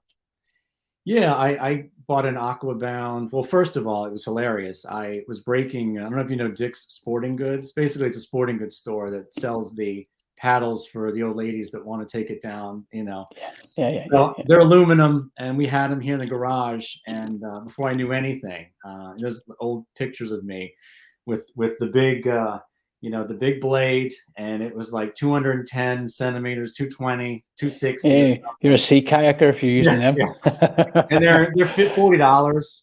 So I was underwater once holding the Cobra, and the thing just bent right in the middle where the Yeah, leash yeah, was, yeah. and that was my wife's. So and then the other one of hers, I got stuck with the sand, and I had to saw it in half. And so, but I got an Aquabound, and I thought the bigger blade would be better. So I'm going through some decisions on if I do order a new paddle, smaller or medium, or what size to actually buy. And I do like the feather, the R30 is the one I've been using. Mm-hmm. Well, like you said, once you get used to it, it kind of just feels natural. But Yeah. I never really thought that if you came down with a flat blade underwater or slammed, that all that pressure, on both flat blades, that if you have one, that Yeah. might actually extend. I just know that from my friends who have broke paddles, and I would say, what feather have you? Oh, I've no feather, I'm flat. And it tends to be the guys that have the flat, no feather on their paddles, tend to be the guys Yeah, that break the paddles. So, yeah, yeah, yeah. yeah. So you're pushing more water with the bigger blades, but if you're a bigger guy, or if you're pure muscle like John over there, shoulders just massive. Okay. He's like a yeti. Okay. But me too. My shoulders, for whatever reason. I mean, that's. but I just want to get a little more, what's the word, ergonomic. Um, use the blade and the water to my advantage. So more paddle strokes as opposed to slower ones to get it going. Yeah. I was told to have a good boofa stroke, and I had to, I'm like, what the hell is that? He's like, well, in whitewater we call it, that dig, that last dig. And but I noticed such a difference in riding plastic boats compared to whether the fiberglass or carbon. And like John said, he's like, you're gonna see, man. As soon as you as soon as you change over, it's like it just glides across the water, and Yeah. you won't have to be working and digging like on a whitewater boat trying to ride a wave. A plastic whitewater. I bought it, believe it or not, I bought an old slalom boat, plastic slalom boat. It was a Perception Fox. Did you ever come across any of those?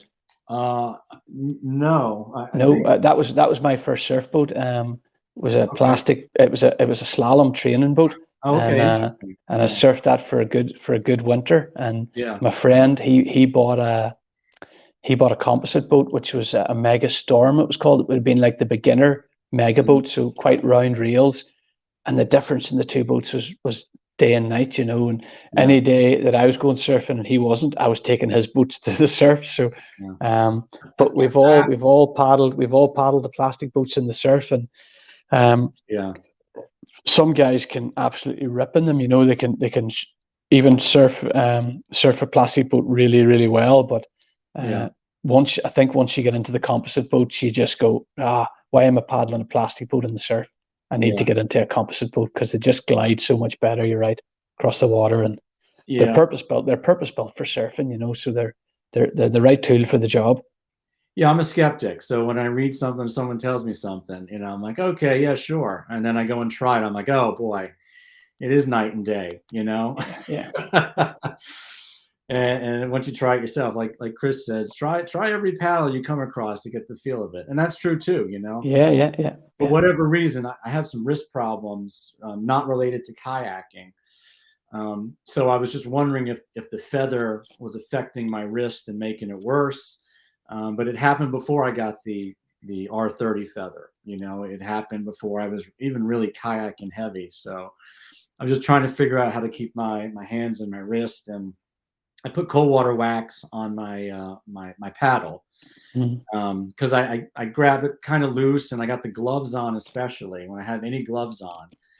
Anything that's like making my hand bigger, even Yeah, snowboard. yeah, I'm like, yeah, I can't function with this thing. So I yeah, put yeah, yeah. cold water wax, and that really helps me stay on the paddle a little better.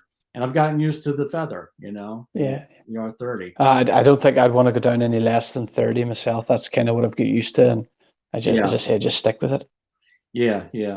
The paddle I had it just came with the boat, and I'm like, oh yeah, I've never used a feather before, and I just got used to it. So, oh yeah, fins. There's one there, fins. Yeah, okay. Yeah, You're maybe talking to the wrong guy when it comes to fins, but again, probably what would I run? I used to run two small outer fins and a slightly bigger center fin.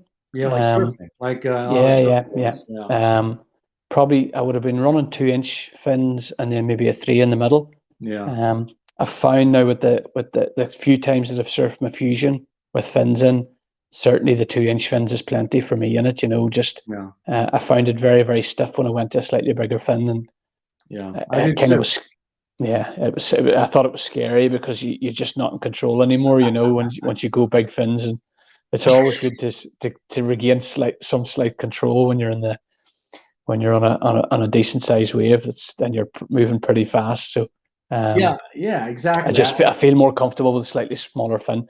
I've actually got they used to get the wee glass in fins, the little just tiny little fins you get on a fish.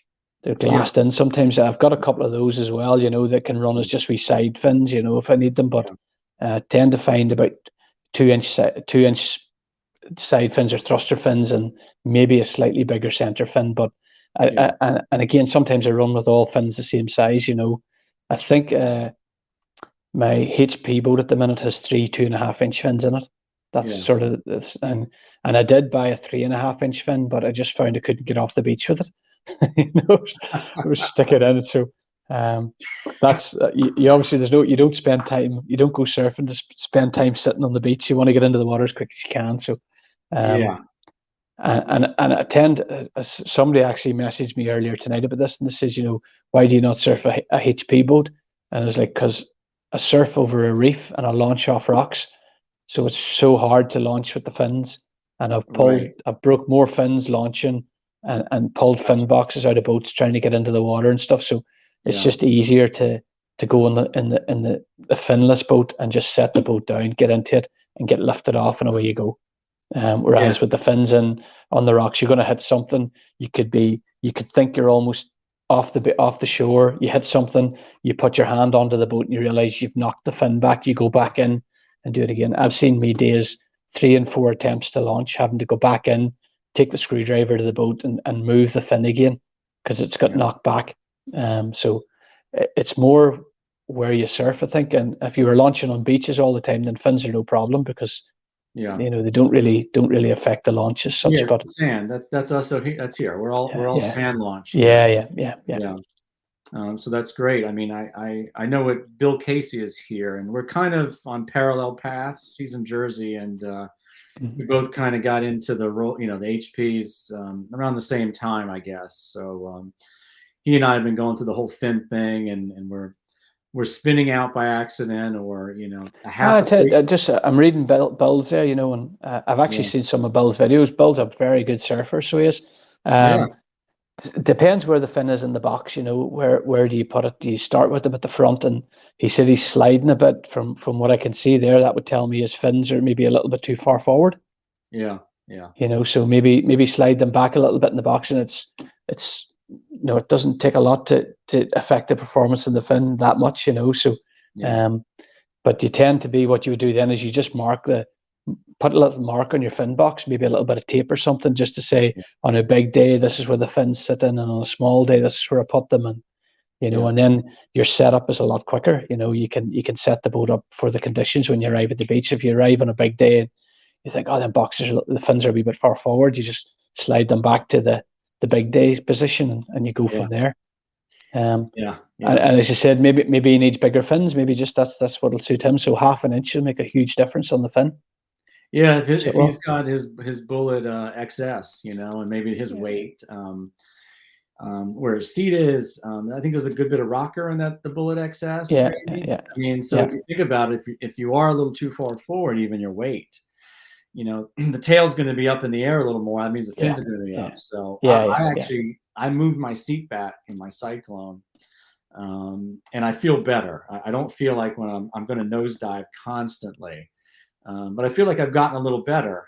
So I might raise the seat a little bit and move the seat up just a little more, and try that out. But like you said, the first surfboards, when they designed the first surfboard with a fin, it was all the way at the back to the edge of the surfboard. You had this gigantic fin to the edge, and it kept you from planing out, but it was still incredibly hard to turn. It wasn't until they started putting the fins forward in the surfboards, even the single yeah, fin, yeah. that they realized, they were able to maneuver it more. So, like you said, and my I friends could. probably, It's similar. It's where your weight is. If the weight's over the fin, and the surfers are lucky, the board surfers, because they're putting their foot over the top of the fin and they're able to yeah, control it from there. Whereas it's our yeah, side fins are obviously where our hips sit in the boat, or as close yeah, to the hips as you can, and some that's the starting point, and maybe slide them back a little bit if you want to. If they're not gripping and you're sliding a little bit, you would move them back just a fraction. So yeah, so yeah, yeah, so exactly. yeah. Yeah. Richie, I'm going to have to finish up soon because it's now 1:45 in the I morning. know So it's crazy. We shouldn't yeah, have yeah, gone this yeah. long, but No, here, listen, it's cool. I've enjoyed chatting with you. So um, I have the kids to get up for school in the morning, so I need to yeah, be up thank you early so as well. much. So yeah. Yeah. All right. Well, listen. Go ahead. If there's anything else you want to finish up with, you can shout away, and we'll get through it. So No, it's good. Just want to thank you, yeah, Dessie, and thank everyone for joining us. I mean, maybe we'll do something like this in the no future. problem, no problem. We could do it again, no problem. Anytime at all. That if people come back with stuff that they want to ask, and you can set another one up, and we'll go again. If they Sounds don't get good. fed up, listening to us. No one wanted to join, by the way. They didn't want to put their face up. So Ah. maybe next Okay. time. All next right. time then. Yeah, yeah. It's, Thanks, this Dessie. is great. Listen, this is all about promoting our sport, so that's what we're doing. We're trying to promote the sport and just get as many people into it as we can, so they can enjoy what we enjoy. Absolutely. And Yeah, guys, make yeah, sure you follow Dessie on Instagram. That's where you can see all his videos on Facebook as well. But if you don't use Instagram, I mean, it's great. You can follow hashtags. So you can follow the hashtag kayak surfing, or, surf kayaking or wave ski.